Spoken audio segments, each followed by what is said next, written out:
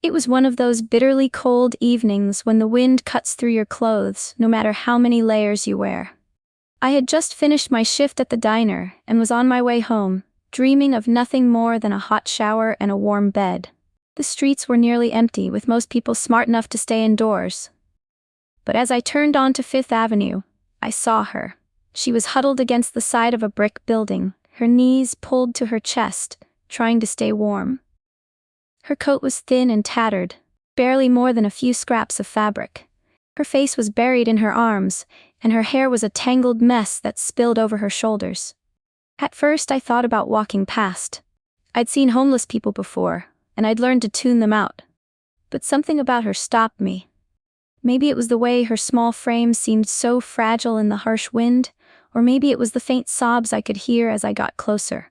I hesitated, then bent down. "Hey," I said softly, "are you okay?" She didn't look up, but she shook her head. "Do you have anywhere to go?" I asked. She didn't answer, just hugged her knees tighter. My heart sank. I took off my coat, a heavy parka that had gotten me through the last few winters, and draped it over her shoulders. She flinched at first, but then looked up at me, her eyes wide and filled with tears. "Take it," I said. "You need it more than I do." Her lips parted as if to protest, but she stayed silent. I noticed then how young she looked. She couldn't have been more than 18, maybe 19. Her face was pale and her cheeks were raw from the cold. There was something familiar about her, though I couldn't place it. "What's your name?" I asked. She hesitated, then whispered, "Anna." "Anna," I repeated, kneeling down so we were eye level. "Do you have family, someone who can help you?" She shook her head, her eyes filling with tears again. "I don't know where they are." "Okay," I said gently. "Let's get you somewhere warm, and we can figure it out from there." She hesitated, but eventually nodded. I helped her to her feet, and we walked to the diner where I worked. It wasn't much, but it was warm, and I knew the owner wouldn't mind me bringing her in for a while. I made her a cup of hot cocoa and a plate of scrambled eggs, and she ate like she hadn't seen food in days. As she ate, I couldn't shake the feeling that I knew her from somewhere. Her features were hauntingly familiar. The shape of her eyes, the curve of her jaw. And then it hit me like a freight train. "Anna," I said slowly, my voice trembling. "What's your last name?" She looked up at me, confused. "Why?"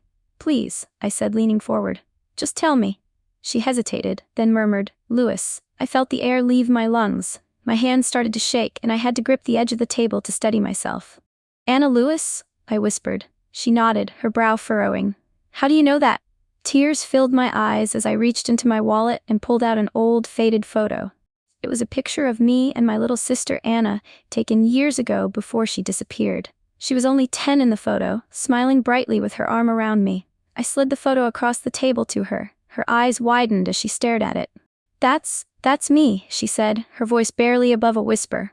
"Anna," I said, my voice breaking. "It's me. It's Jack. I'm your brother." Her hand flew to her mouth, and tears streamed down her face. "Jack?" she choked out. I nodded, unable to speak. In an instant, she was out of her chair and in my arms, sobbing uncontrollably. I held her tightly, my own tears falling freely. After all these years, I had finally found her. We sat there for a long time, holding each other and crying. When she finally calmed down, she told me her story. After our parents died in a car accident, Anna had been placed in foster care. The system had failed her, bouncing her from one home to another until she ran away at 16. She'd been living on the streets ever since, struggling to survive. "I thought I'd never see you again," she said, her voice trembling. "I've been looking for you," I said. "Ever since you disappeared, I've been searching. I never gave up hope." That night, I took Anna home with me. I gave her the guest room and made sure she had everything she needed. Over the next few weeks, I helped her get back on her feet. We got her new clothes, a proper ID, and started looking into therapy to help her deal with everything she'd been through. But more than anything, we reconnected. We talked for hours, sharing memories of our childhood and catching up on all the years we'd missed. It wasn't easy. There were a lot of wounds to heal, both hers and mine. But we faced it together, as siblings should. Finding Anna was the most unexpected and miraculous thing that ever happened to me. It reminded me that no matter how dark things get, there's always a chance for light to break through. And as I watched her smile and laugh again, I knew one thing for sure. I would never let her go again. Hey there, amazing viewers. If this story touched your heart and kept you engaged, please take a moment to support us. Like this video to show your love. Comment below and share your thoughts or your own stories. We'd love to hear from you. Share this video with friends and family. You never know who might need to hear this story today. Subscribe to our channel and hit the bell icon so you don't miss out on more heartwarming and inspiring stories. Your support helps us create meaningful content, and we're so grateful to have you here. Thank you for being part of our community.